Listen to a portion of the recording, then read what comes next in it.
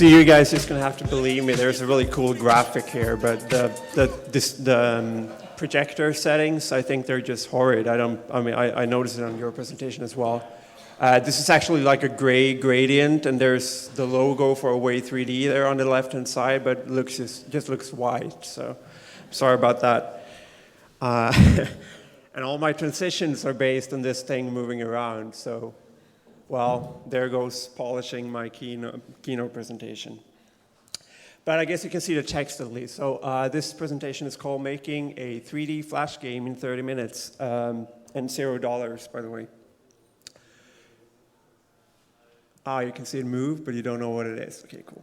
So first, I'm Richard. I am a freelance Flash developer, or at least traditionally that's what I've called myself. But looking back on the past year, I've just done maybe like 30% Flash, 30% maybe C, C++, Python and stuff. I'm just going to call myself a programmer, period, from now on, moving forward. I'm one of the members of the Away 3D core team. I don't know if anyone knows the name Away 3D. Can I see a show of hands? Okay, so maybe some people know it. So I'm going to tell you a little bit about what that is soon. I'm a long-time Blender user. Of course, in this crowd, long time maybe doesn't mean the same to me as it does to you. But I've used it for maybe 4 years, 5 years, something like that. But I'm not a professional user in the sense that I don't use it 8 hours a day to do most of my work. So I'm a long-time user, but sort of a sporadic user. And there's my Twitter handle if you want to find me or whatever. Okay, so this session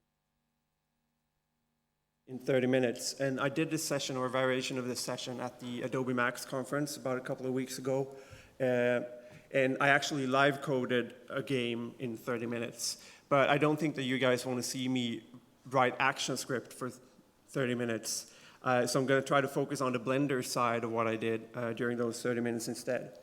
So I'm going to just introduce Away 3D and the Away 3D platform, and then I'm going to show you how we use Blender or how we allow the use of Blender to create 3D games for the Flash platform.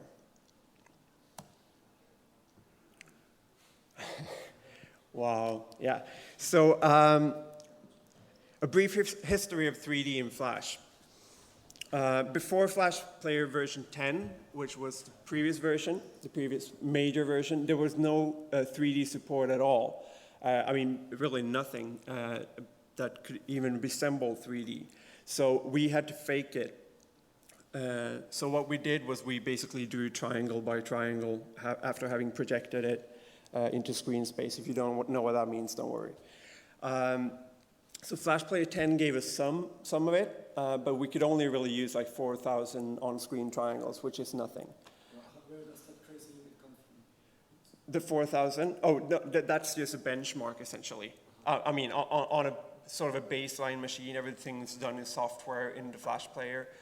So we got, I mean, in an acceptable production, you would use around like 4,000, 5,000 triangles. If you try to push it more, because we're targeting the web, so a lot of users would not be able to see it in an acceptable frame rate.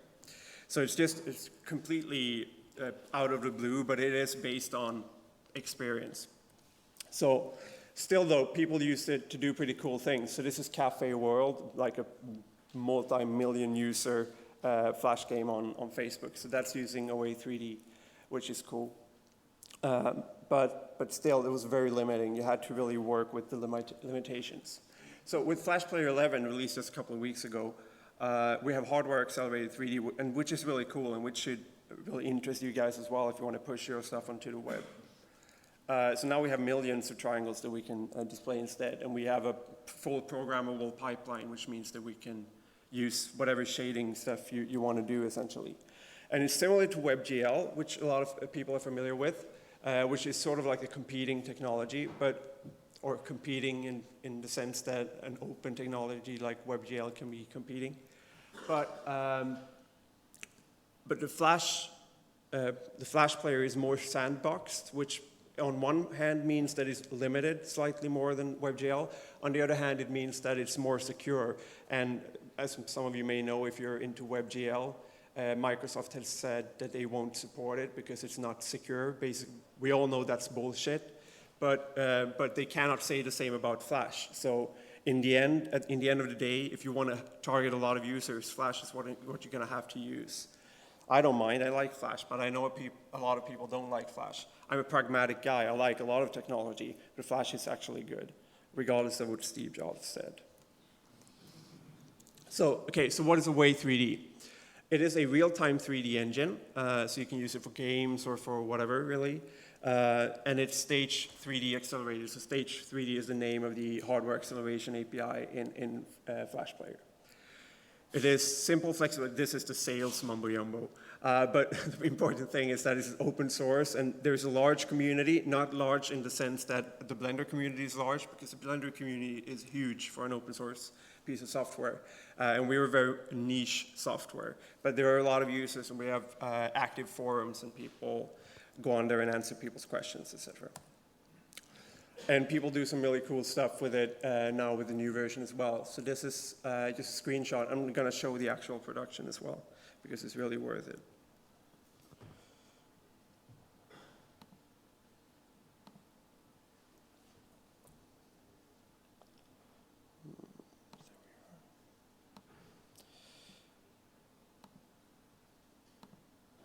So this is built using Away 3D for Nissan by Digitas in France, in Paris. It's pretty cool. You can open the doors and stuff. You can change the colors. I can't remember that. Cool. Right, change the color. There we go. Pretty cool.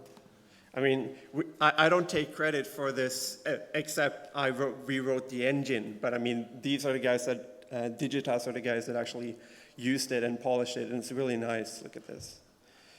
So we have these, the lights are really cool. Yeah, this is really cool. So this is what people do with our technology now.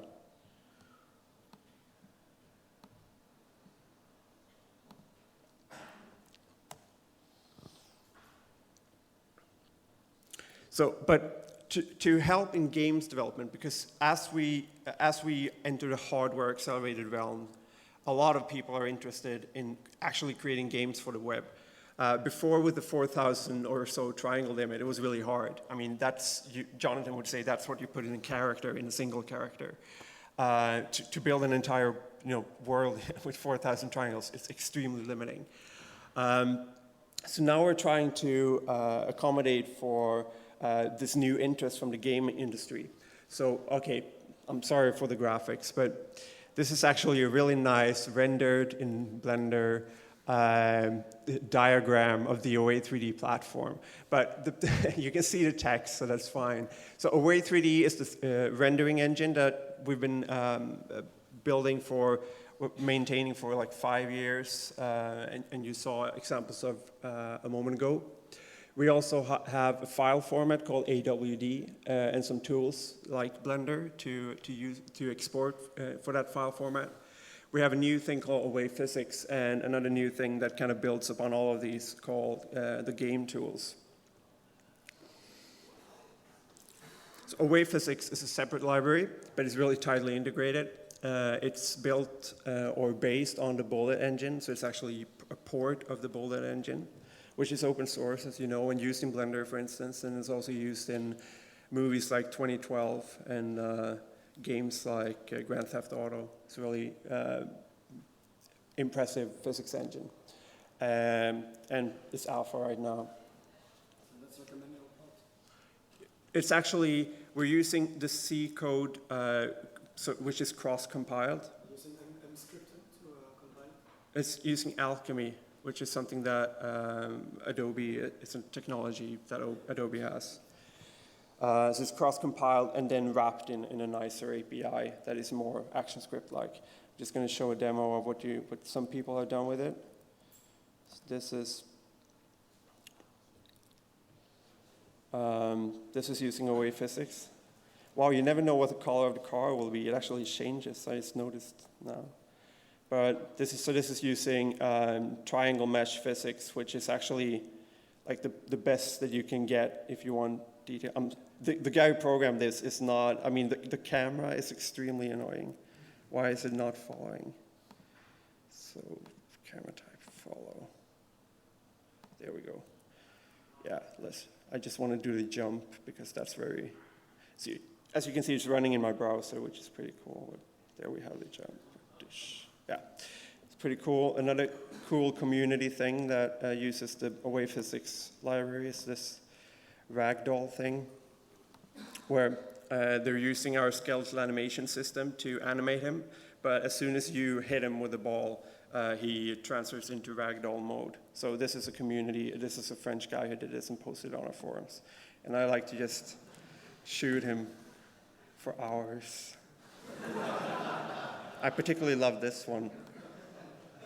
Yeah.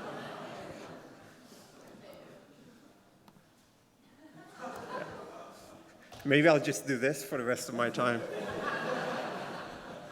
I don't think I could entertain you more than. I should have kept that for last, I guess. So that's Away Physics in use. Sorry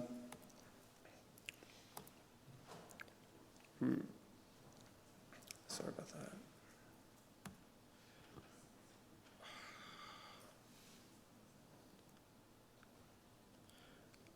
I went too far. There we go.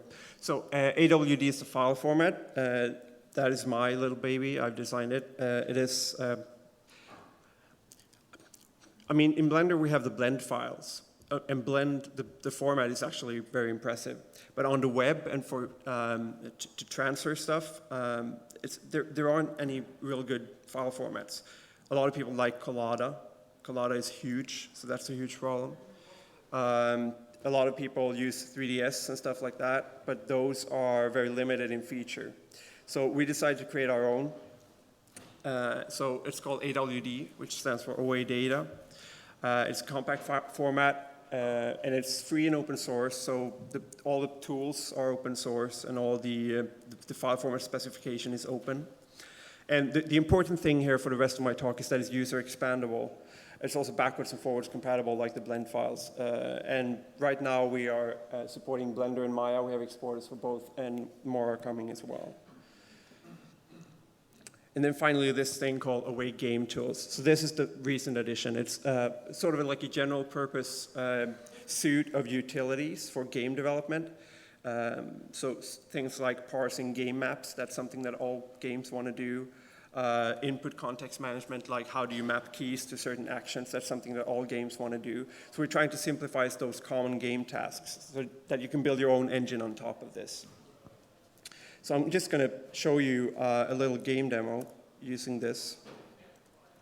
And this is the one that I built in 30 minutes using, obviously not the artwork wasn't built in 30 minutes, but all the code for it was.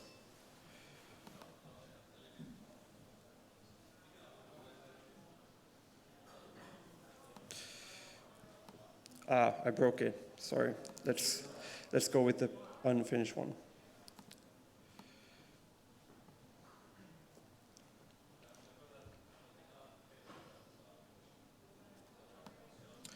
Okay, so this is just my tiny little game demo with a polar bear walking around. You can have him run. I'm gonna play it with both my hands. I'm just gonna put the mic down.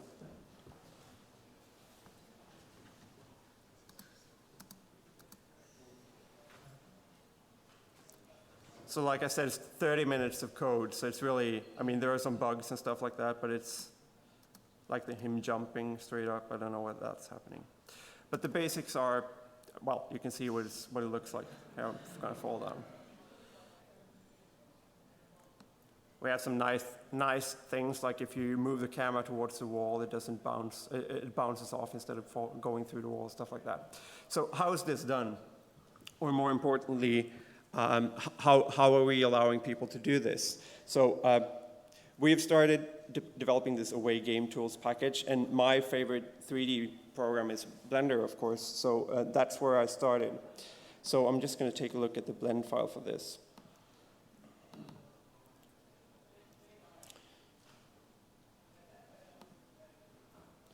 So there we have it. Okay, so this is the entire game level. I don't know, I'm pretty short on time. I don't know if I can go over. I don't think anyone here knows. Okay. So basically, this is the game level created in Blender. And there are a lot of things that you would do apart from just creating artwork when you want to design a game level. There's things like, well, you know this from the Blender game engine, but you want to put in physics objects and you want to put in spawn points and stuff like that. So that's what we're trying to do with this add-on for Blender and for a lot of other programs eventually as well. And the first thing that you'll notice is this tiny little panel over here that will allow us to create physics objects. So I'm just going to go and add a plane. See where that ended up? There it is. So right now, if I just have a plane somewhere, I'm just going to remove that actually. And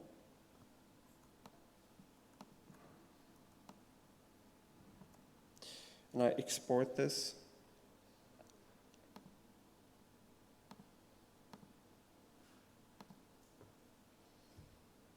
So that was the total export time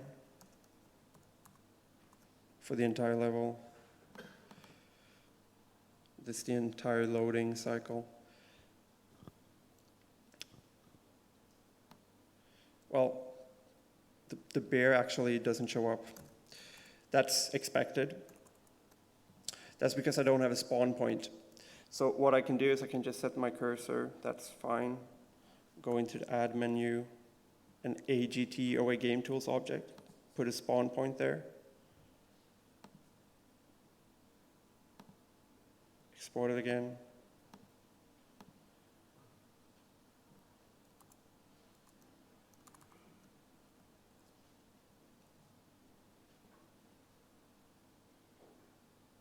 Okay, so now it shows up, but it falls to the floor. So that's the problem. We have to create some physics for this game. So what you do is you add any mesh, really. I'm just going to add a plane, move it down.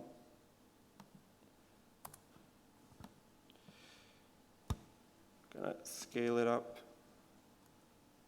a little bit, like that. And I'm going to make it into a mesh collider. So that puts it into wireframe mode, just so I know what elements are physics objects and what are not. You could, of course, use the exact same mesh as the game level, but it's unnecessary to use that many polygons for the physics, especially when you're on a very limited platform like inside the browser. I'm going to export this again and hope that it doesn't crash because it runs out of memory. I think my exporter has some memory leaks. So you write directly to the binary format in Python?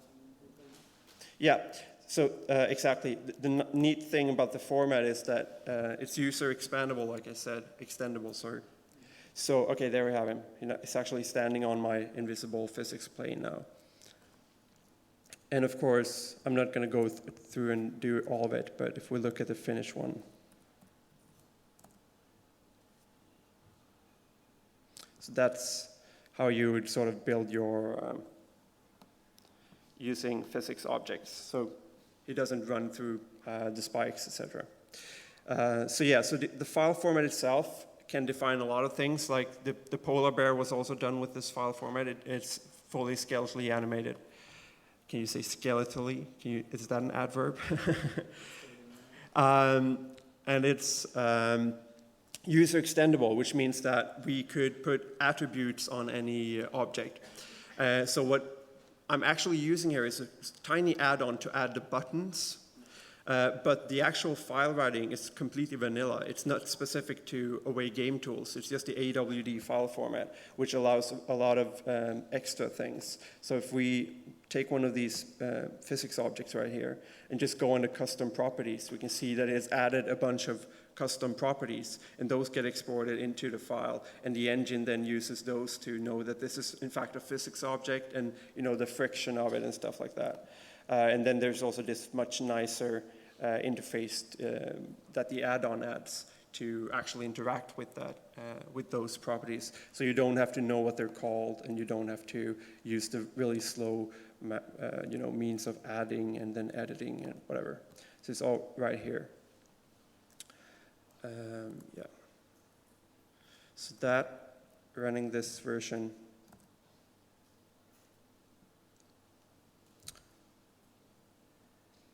we're back to what you saw earlier. We can.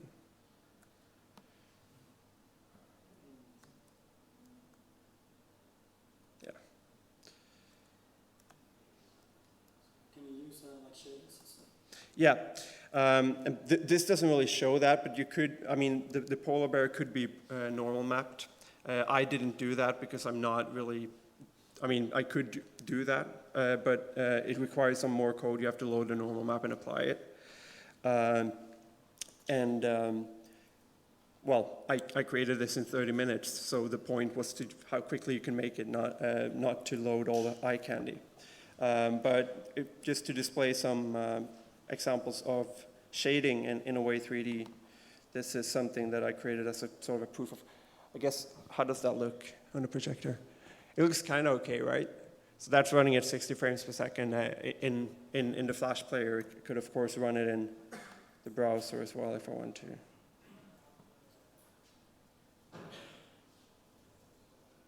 Well, if I was able to open it in the browser, sorry. But yeah, so we have a lot of capabilities when it comes to shading and stuff like that as well. And here's just a tiny demo of the polar bear with normal maps and with some fog applied and things like that. There we have it. So there you can see him normal mapped and specular mapped and everything. His fur kind of shines a bit and stuff like that.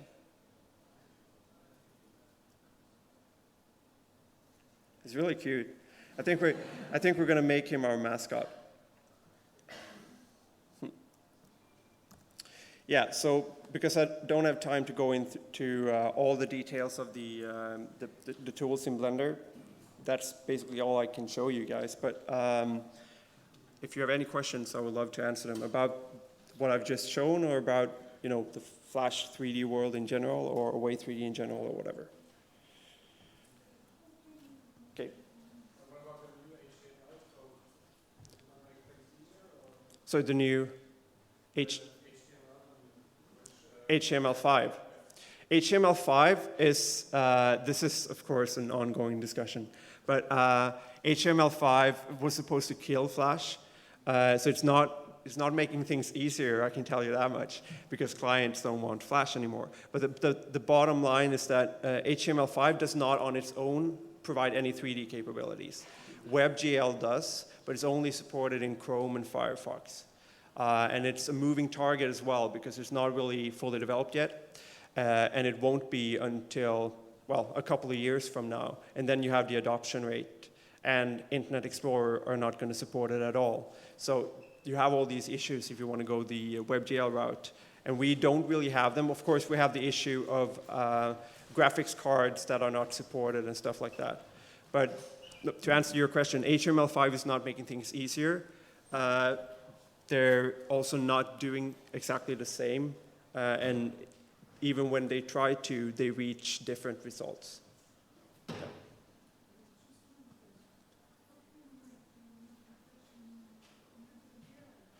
Sorry, what was that?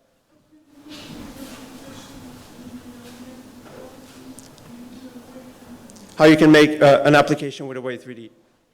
Yeah, so the Flash platform is programmable using ActionScript. So what you do is you write ActionScript, and Away 3D is an ActionScript library. So it's sort of like Ogre 3D for C++, in that it's an open source rendering engine. So you write code using the rendering engine to render real-time graphics, essentially.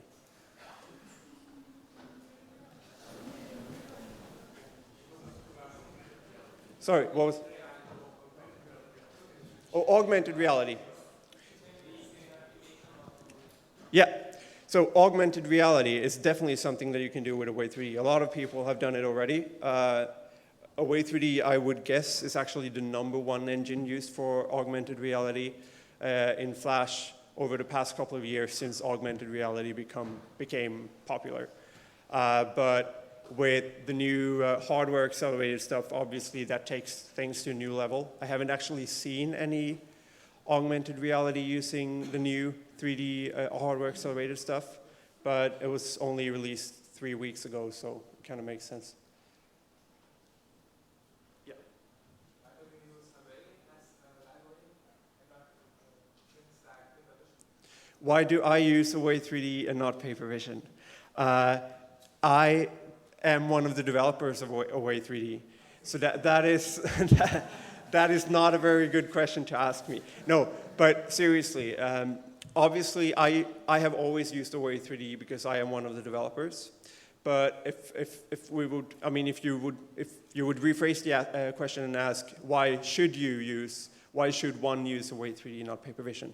The bottom line is that Papervision doesn't exist anymore. Papervision which was the first engine, a 3D engine for Flash, and which Away 3D was actually forked off of 5 years ago. Papervision stopped being developed about 2 years ago and officially declared dead about a year or almost 2 years ago. So all of the core developers of Papervision have left the project for other endeavors. They never had a Flash Player 10 version, which was their big promise. And now we're at Flash Player 11. So it just doesn't exist anymore. But unfortunately for us, Papervision, the word Papervision has become synonymous with 3D and Flash. So we get that question a lot. So it's actually not a bad question, but it is, well, I long for the day when people have forgotten Papervision. And yeah. It is probably pretty obvious to everybody else. I just wanted to ask it anyway from an artist perspective. I am correct in assuming that Away 3D it only requires Flash. If the user has Flash on his PC installed for it, Yeah. you can unlock everything you have shown. Yeah. So Away 3D runs on Flash, so you only need a Flash Player 11 for this version. Yeah, it is really cool. It is actually really cool. You also need supported hardware, obviously, because it's hardware acceleration. So that's one thing. And then what I have done now, I made a change in Blender and I reloaded an HTML page with Flash in it and it's updated. Obviously, I have written code behind that does that. It is like 100 lines of code that I wrote using these tools because Away 3D is, at the end of the day, a programmer's tool. So the idea that we're trying to do with this is to allow teams that consist of both programmers and artists to work together more closely. So the artist can define the level, it can model it, and can add the spawn points and the physics and all things. Also things like checkpoints and all the game editing stuff. But the programmer has to glue it together. To me, as an artist, I realized there's coding involved, but the first thing I was thinking is that instead of presenting a flat picture, I can actually present some of my game assets on a turntable, I want to see right. Yeah, exactly. So that's, again, it is a programmer's tool. I would love to create maybe some simple viewer. That's something that we're discussing. But something like this, which is a product display, this is like 5 lines of code. But we don't give that code to you because it is a programmer's tool. We should probably just give you that code, but it is really simple. That's not what we're targeting. We're trying to, but we could and we should. And I was here last year, standing in this exact same spot, and I said that we would before I came next time. We would have this viewer that you could just load models in, and yet we lost the focus on that one. Yeah, it works. Actually, it's really poor that the anti-aliasing is horrid on this display. It actually isn't that bad. It is the resolution. Something fucks it up. But it actually looks really good on my screen if you want to come over and see it. Can I use input from a joystick? No. So joystick input, that's something that is limited by the platform, obviously. And Adobe has said that they want to, well, they have even demoed it working, but it's not in the Flash player that you download. So users, they have it in their labs, essentially. But it has all these security restrictions, like how could you, how can a programmer listen to the input of a joystick on a web page and not maybe, you know, steal the credit card information? No, it's all this stupid, obviously it's not based on anything, but they're really, really cautious about it. So it doesn't work yet, but they have demoed it working and it will be coming at some point. Yeah.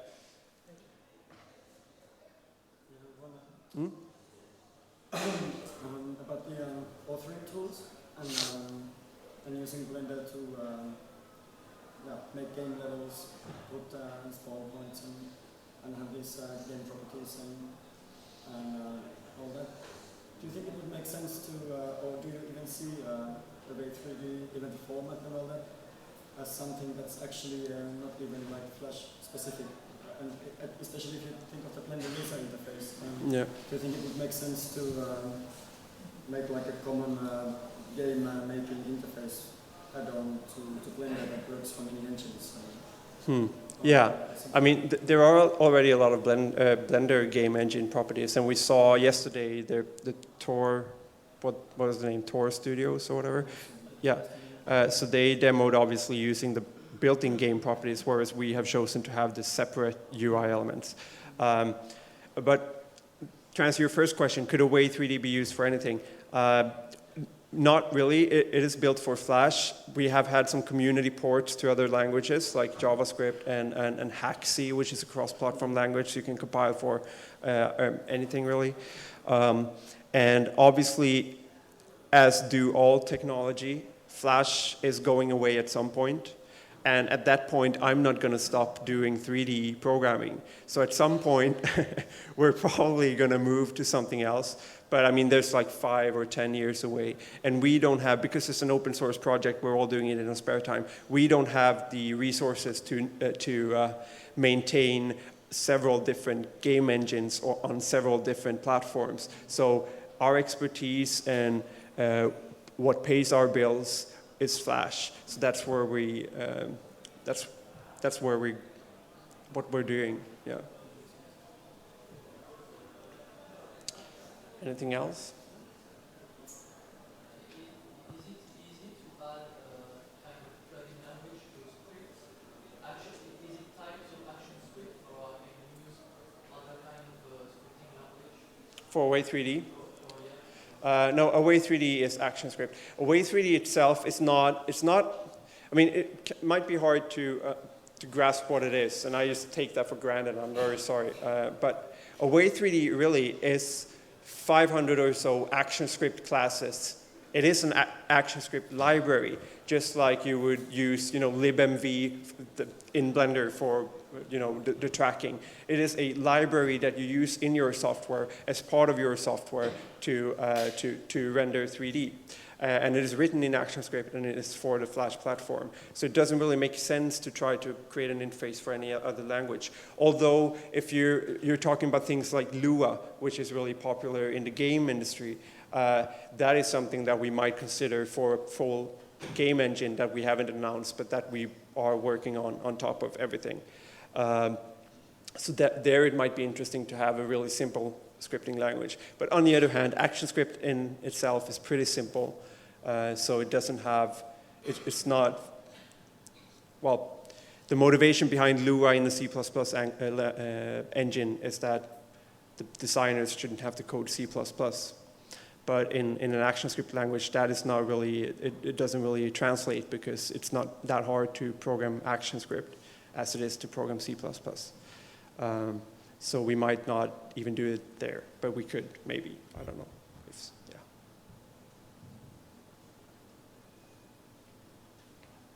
More questions? Oh, yeah. Yeah.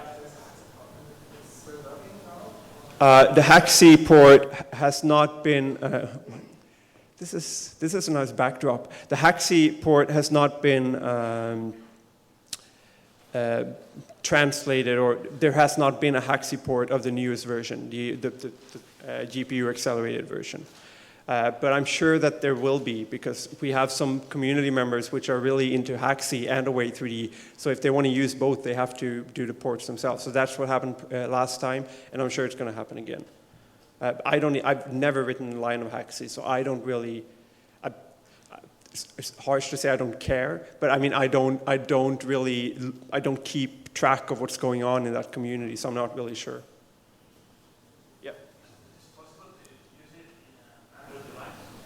Is it possible to use it in an Android device? The answer is soon. There is a technology by Adobe called Air that lets you use Flash to create Android and actually iOS applications. People think that Apple hate Flash. They don't actually do that. They don't. They have some political reasons to counter Flash, but Adobe has technology to cross-compile Air applications that are written in Flash to iOS and Android. And it works really well, and you may have seen a game on the App Store. This is Adobe's standing example, but they have, there's this game called Machinarium. I don't know if you've seen it. It is a 2D game, adventure game. And it was pretty big before, but since it got on the App Store, it's been huge. It was like the #1 paid app for a couple of weeks, and they made a lot of money, and people loved the game. And it was actually built using Flash, and it's on the iPad. So it's definitely possible to create Flash applications for the iPad and Android phones. But the thing is, the Flash Player 11 hardware acceleration is not in there yet. It's not in Air 3.0. But there are 3.1 and 3.2 betas out already. None of them have support for it yet, but it might be coming in one of them. We don't know, or those who know don't get to tell. So it is definitely coming.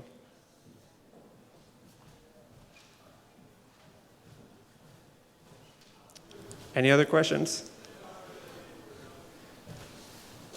Okay, thank you.